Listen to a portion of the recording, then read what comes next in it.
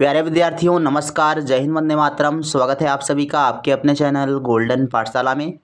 दोस्तों, आज की इस वीडियो में राष्ट्रीय means cum merit scholarship exam 2024 के लिए सामाजिक विज्ञान यानी सोशल साइंस का ओरिजिनल पेपर सॉल्व करेंगे। प्यारे विद्यार्थियों, ये पेपर हमने लिया है मध्य प्रदेश NMS एग्ज़ाम 2023 की परीक्षा से। प्यारे विद्यार्थियों, 24 सितंबर 2023 को जो पेपर हुआ था ये वही ओरिजिनल पेपर है। तो आप सभी लोग इस पेपर को बिल्कुल भी स्किप मत कीजिएगा। सभी प्रश्न आप सभी के लिए बेहद महत्वपूर्ण है और इसी पैटर्न पर आधारित आपका प्रश्न पत्र आएगा, तो वीडियो को लास्ट तक देखिएगा। आइए देखते हैं। सबसे पहला प्रश्न है, ईस्ट इंडिया कंपनी की स्थापना कब हुई थी? ऑप्शन हैं 1498, 1590, 1600 या 1905। तो इसका बच्चों राइट आंसर क्या हो जाएगा? ईस्ट इंडिया कंपनी की स्थापना कब हुई थी? ऑप्शन नंबर सी इसका सही है। 1600 ईस्वी में ईस्ट इंडिया कंपनी की स्थापना हुई थी। अगला प्रश्न है 37 नंबर, स्थायी बंदोबस्त व्यवस्था किस गवर्नर जनरल के शासन में लागू की गई थी? Lord Dalhousie, Lord Cornwallis, Lord Ripon या लॉर्ड विलियम बेंटिंक। तो 37 का बच्चों सही आंसर हो जाएगा option number B, Lord Cornwallis के टाइम में 1793 ईस्वी में स्थायी बंदोबस्त व्यवस्था लागू की गई थी। तो प्यारे बच्चों, इस पेपर से हमने जो है 2023 के पेपर से मैट पेपर कंप्लीट करा दिया है, यानी मानसिक योग्यता परीक्षण के जो क्वेश्चन थे वह हमने हल करा दिए हैं। तो अगर आपने वीडियो नहीं देखा है तो 2 पार्ट में डिवाइड है, दोनों पार्ट आप अच्छे से देख लीजिएगा। तो आइए देखते हैं। अगला प्रश्न है 38 नंबर, 18वीं शताब्दी में भारतीय नील की मांग बढ़ जाने के कारणों में से इनमें से कौन सा कारण था? ब्रिटेन में औद्योगिकरण का होना, विश्व भर का नील का उत्पादन आधा हो जाना, भारत उष्णकटिबंधीय क्षेत्र में है तथा नील की पैदावार यहाँ अच्छी होती है, और डी ऑप्शन है भारतीय नील का निर्यात बढ़ाना चाहते थे। तो कौन सा कारण है जो नहीं था, ये ध्यान रखना है। तो 38 का बच्चों सही आंसर है ऑप्शन नंबर डी, भारतीय नहीं चाहते थे कि हम नील की खेती करें। ठीक, तो नील की खेती तो ज़बरदस्ती करवाई जाती थी, इसलिए आपका डी ऑप्शन सही हो जाएगा। भारतीय नील का निर्यात बढ़ाना चाहते थे, ये बिल्कुल गलत कथन है। अगला प्रश्न है 39 नंबर, बैगा जनजाति के लोग स्वयं को क्या मानते थे? मजदूर, जंगल की संतान, व्यापारी या वैद्य। तो 39 का बी ऑप्शन सही आंसर हो जाएगा, जंगल की संतान मानते थे। 40 नंबर प्रश्न है, प्रथम स्वतंत्रता संग्राम कब हुआ था? ऑप्शंस आपके पास दिए गए हैं। प्रथम स्वतंत्रता संग्राम ये हुआ था बच्चों 1857 ईस्वी में, और इसकी शुरुआत मेरठ के बैरकपुर छावनी से हुई थी, जहां पर मंगल पांडे और उनकी सेना टुकड़ी ने जो है चर्बी युक्त कारतूस चलाने से मना कर दिया था। और उसके पश्चात ही प्रथम स्वतंत्रता संग्राम शुरू हुआ था, जिसमें लखनऊ से हजरत महल, दिल्ली से बहादुर शाह जफर और बिहार से आपका कुंवर सिंह, इन सभी ने जो है प्रथम स्वतंत्रता संग्राम में भाग लिया था। झांसी से आपका जो है झांसी की रानी थी। तो ऐसे प्रश्न ही आपकी परीक्षा में बच्चों बनते हैं। 41 नंबर प्रश्न है, भारत में अंग्रेजी शिक्षा प्रणाली किसने प्रारंभ की थी? Lord Macaulay, Lord Clive, Lord Warren Hastings या लॉर्ड रिपन। तो अंग्रेजी शिक्षा प्रणाली जो है लॉर्ड मैकाले ने लागू की थी। ऑप्शन नंबर ए सही जवाब इसका हो जाएगा। अगला प्रश्न है 42 नंबर, बंगाल का विभाजन कब हुआ था?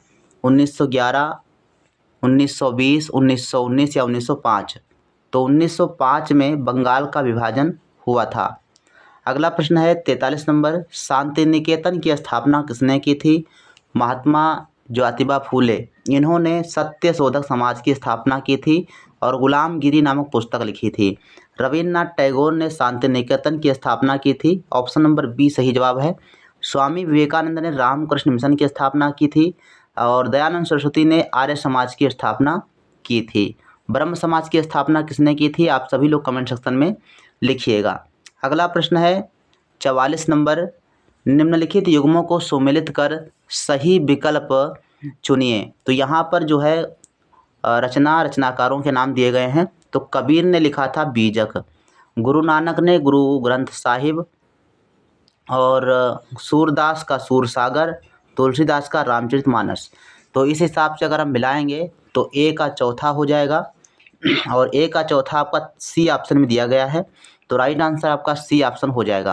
बच्चों यदि अच्छा दिखाई ना दे रहा हो तो मोबाइल से आप जो है थोड़ा सा क्वालिटी बढ़ा लीजिए। अगर आप 720 पिक्सल पर देखेंगे तो अच्छा दिखाई देगा, क्योंकि ये 2023 का पेपर PDF जो है ऑनलाइन कहीं पर मिल नहीं पाया, इसलिए हमारे पास पिछले वर्ष का ये पड़ा हुआ था तो उससे हम पढ़ा रहे हैं। तो आप थोड़ा सा इसको मैनेज कीजिएगा। बाकी क्वेश्चन आपके बहुत इंपॉर्टेंट हैं। जगन्नाथ मंदिर पुरी भारत के किस राज्य में स्थित है? तो जगन्नाथ मंदिर कहाँ है? राजस्थान, उड़ीसा, मध्य प्रदेश या महाराष्ट्र? तो 45 का सही answer option number B, Orissa में स्थित है जगन्नाथपुरी मंदिर। 46 नंबर प्रश्न है, महाकवि कल्हड़ द्वारा रचित कश्मीर के राजाओं का इतिहास बताने वाला संस्कृत काव्य है? अभिज्ञान शाकुंतलम, विक्रमांक देवचरित्र, राजतरंगिणी या मत्स्यकटिकम? तो कल्हड़ ने लिखा था राजतरंगिणी। ऑप्शन नंबर सी सही जवाब हो जाएगा। अभिज्ञान शाकुंतलम ये कालिदास की रचना है, ध्यान रखेंगे। अगला प्रश्न है 47 नंबर, भारत के राष्ट्रगान जन गण मन के रचयिता कौन हैं?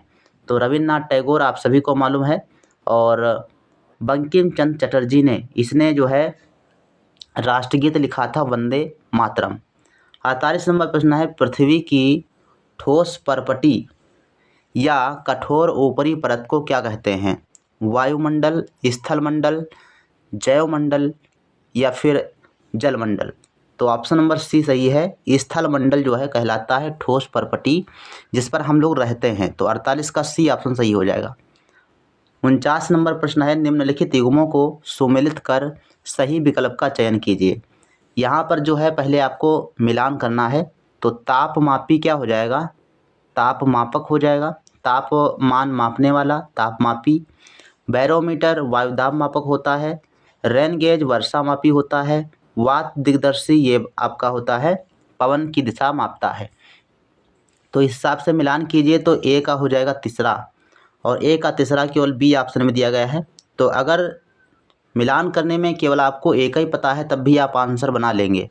तो बी ऑप्शन इसका सही आंसर हो जाएगा 49 नंबर में। अगला प्रश्न है बच्चों 50 नंबर, वायुमंडल की वह परत जिसमें हम सांस लेते हैं कहलाती है? मध्यमंडल, बाह्यमंडल, समताप मंडल या क्षोभ मंडल? तो वायुमंडल की वह परत जिसमें हम सांस लेते हैं तो ये है बच्चों क्षोभ मंडल। यानी हम लोग क्षोभ मंडल तो रहते हैं, सबसे निचली परत है क्षोभ मंडल, उसी में हम लोग रहते हैं। तो 50 का सही आंसर हो जाएगा option number D. Question number 51 है, भारत के उत्तरी क्षेत्र में की गर्म एवं शुष्क स्थानीय पवन क्या कहलाती है? तो गर्म और शुष्क पवन लू कहलाती है। बार बार प्रश्न बच्चों से पूछा जाता है, लेकिन थोड़ा सा भाषा जो है प्रश्न की चेंज कर देता है, बस यही आपको समझना है। अगला प्रश्न है 52 नंबर, भूकंप मापने का यंत्र क्या है? बैरोमीटर, फेदोमीटर, सिस्मोग्राफ या फिर थर्मामीटर? तो भूकंप की तीव्रता बैरोमीटर से मापी जाती है। ऑप्शन नंबर सी इसका सही आंसर है। 53 नंबर प्रश्न है, सूर्य व चंद्रमा के शक्तिशाली गुरुत्वाकर्षण बल के कारण पृथ्वी की सतह पर क्या होता है? वर्षा, तूफान, ज्वार भाटा, भूकंप या वर्षा? तो सूर्य व चंद्रमा की शक्तिशाली गुरुत्वाकर्षण बल के कारण क्या होता है? ज्वार और भाटा आते हैं, है ना। तो 53 का सही आंसर हो जाएगा ऑप्शन नंबर बी। चलिए 53 का बी ऑप्शन जिन बच्चों ने दिया है उनका सही आंसर है। अगला प्रश्न है 54 नंबर, सामान्यतः गर्म सागरीय जलधाराएं उत्पन्न होती हैं ध्रुवों को निकट, भूमध्य रेखा के निकट, ए और बी दोनों? तो 54 का बच्चों सही आंसर माना गया है ऑप्शन नंबर बी। जिन्होंने बी ऑप्शन दिया है उनका सही आंसर है भूमध्य रेखा के निकट जो क्षेत्र हैं वहाँ पर गर्म सागरीय जलधाराएं उत्पन्न होती हैं। अगला प्रश्न है 55 नंबर, विश्व का सबसे बड़ा नदी बेसिन कौन सा है? Amazon basin, Ganga Brahmaputra basin, नील नदी बेसिन या मिसिसिपी नदी बेसिन? तो विश्व का सबसे बड़ा नदी बेसिन यानी देखा जाए तो आयतन की दृष्टि से सबसे बड़ी नदी कौन सी है, सबसे ज़्यादा जिसमें पानी आता हो? तो 55 का सही आंसर है option number A, Amazon basin आपका सही आंसर हो जाएगा। चलिए जिन्होंने पहला ऑप्शन इसका टिक किया है राइट आंसर आपका हो जाएगा अमेजन बेसिन। 56 नंबर प्रश्न है, निचले इलाके किसके लिए अति संवेदनशील होते हैं? भूकंप, भूस्खलन, बाढ़ या फिर सुनामी? तो ये बाढ़ के लिए अति संवेदनशील होते हैं। 56 का सी ऑप्शन अगर आपने लगाया है तो सही आंसर है। 57 नंबर का क्वेश्चन, विश्व का सबसे बड़ा मरुस्थल कौन सा है? सहारा, थार, कालाहारी या गोबी? तो सहारा मरुस्थल जो है ये सबसे बड़ा मरुस्थल है, ये पाया जाता है अफ्रीका महाद्वीप में। थार मरुस्थल ये भारत में पाया जाता है। कालाहारी ये कहाँ पर पाया जाता है आप लोग कमेंट कीजिएगा।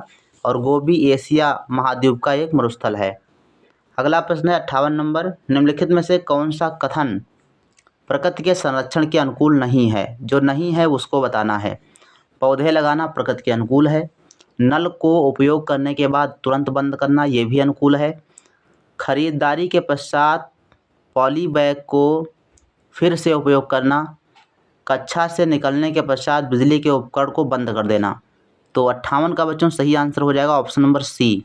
जिन्होंने सी ऑप्शन लगाया है उसका सही आंसर है। खरीदारी के पश्चात पॉली बैग को फिर से उपयोग करना यह प्रकृति के संरक्षण के अनुकूल नहीं है। ऑप्शन नंबर सी आपका सही आंसर हो जाएगा। अगला प्रश्न है, इसका बच्चों सही आंसर क्यों होगा? क्योंकि पॉली बैग को उपयोग करना ही जो है प्रकृति के अनुकूल नहीं है, है ना। 59 नंबर प्रश्न है, भारत के लौह अयस्क उत्पादन राज्यों में किस राज्य में सर्वाधिक उत्पादन होता है? सर्वाधिक उत्पादन लौह अयस्क का कहाँ पर होता है? झारखंड, उड़ीसा, छत्तीसगढ़ या कर्नाटक? तो 59 का बच्चों सही आंसर है ऑप्शन नंबर ए। झारखंड में सर्वाधिक लौह इसका उत्पादन होता है। लौह उत्पादन और कोयले का उत्पादन दोनों आपका झारखंड में होता है। 60 नंबर प्रश्न है, राष्ट्र के संविधान में शामिल है नियम कानून दोनों? तो 60 का सी ऑप्शन सही होगा। बिल्कुल सी ऑप्शन आपका सही आंसर है। 60 का ए और बी दोनों शामिल हैं। नियम और कानून दोनों आपके सम्मिलित किए गए हैं। 61 नंबर प्रश्न है, किसी लक्ष्य या सिद्धांत को उसके सबसे शुद्ध या सर्वश्रेष्ठ रूप को क्या कहते हैं? मनमानी, आदर्श, राजनीति, इनमें से कोई नहीं। तो सबसे अच्छा, सबसे शुद्ध, सर्वश्रेष्ठ रूप आदर्श कहलाता है। ऑप्शन नंबर बी आपका सही आंसर हो जाएगा। 61 का बी ऑप्शन सही है। 62 नंबर प्रश्न है, यदि किसी कारखाने में 13 वर्ष का बालक कार्य कर रहा है तो उसे क्या कहेंगे? शिक्षा की स्वतंत्रता, आय अर्जन की समानता, बाल श्रम या इनमें से कोई नहीं? तो 14 वर्ष से नीचे जो भी बच्चे काम करते हैं वो बाल श्रम के अंतर्गत आते हैं। ऑप्शन नंबर सी आपका सही आंसर हो जाएगा। 63 नंबर प्रश्न बच्चों है, निम्नलिखित में से कौन सा मौलिक अधिकार नहीं है? समानता का अधिकार, स्वतंत्रता का अधिकार, शोषण के विरुद्ध अधिकार या संपत्ति का अधिकार? 63 का सही आंसर हो जाएगा ऑप्शन नंबर डी। संपत्ति का अधिकार जो है ये वर्तमान में अधिकार हटा दिया गया है। ये पहले 7वां अधिकार हुआ करता था, लेकिन वर्तमान में 6 अधिकार दिए गए हैं, जिसमें समानता का अधिकार, स्वतंत्रता का अधिकार, शोषण के विरुद्ध अधिकार शामिल है। 64 नंबर प्रश्न है, आम चुनाव में इलेक्ट्रॉनिक वोटिंग मशीन का प्रयोग सर्वप्रथम कब किया गया था? तो ये बच्चों समय था 2004। 2004 में सबसे पहले आम चुनाव में ईवीएम इलेक्ट्रॉनिक वोटिंग मशीन का उपयोग किया गया था। 65 नंबर क्वेश्चन है, ऐसे लोगों का समूह जो संसद द्वारा बनाए गए कानूनों को लागू करने के लिए मिलकर कार्य करते हैं कहलाती है? यानी ऐसे लोग जो संसद द्वारा बनाए गए कानूनों के हिसाब से काम करते हैं, मिलकर काम करने का फैसला करते हैं, वो होती है कार्यपालिका। ठीक, कार्य करने का कार्य कौन करता है? तो कार्यपालिका करती है। व्यवस्थापिका क्या करती है? संसद में व्यवस्थापिका संसद होती है जो कानून बनाती है ना। कानून बनाने का काम व्यवस्थापिका का होता है। न्यायपालिका कानूनों का संरक्षण करती है ना, संविधान का संरक्षण करती है, न्याय दिलाने का काम करती है। कार्यपालिका काम करती है। तो सी ऑप्शन सही हो जाएगा। 66 नंबर प्रश्न है, देश के किसी भी नागरिक को ऐसा लगता है कि उसके मौलिक अधिकारों का उल्लंघन हुआ है तो वह इनमें से किसकी शरण में जा सकता है?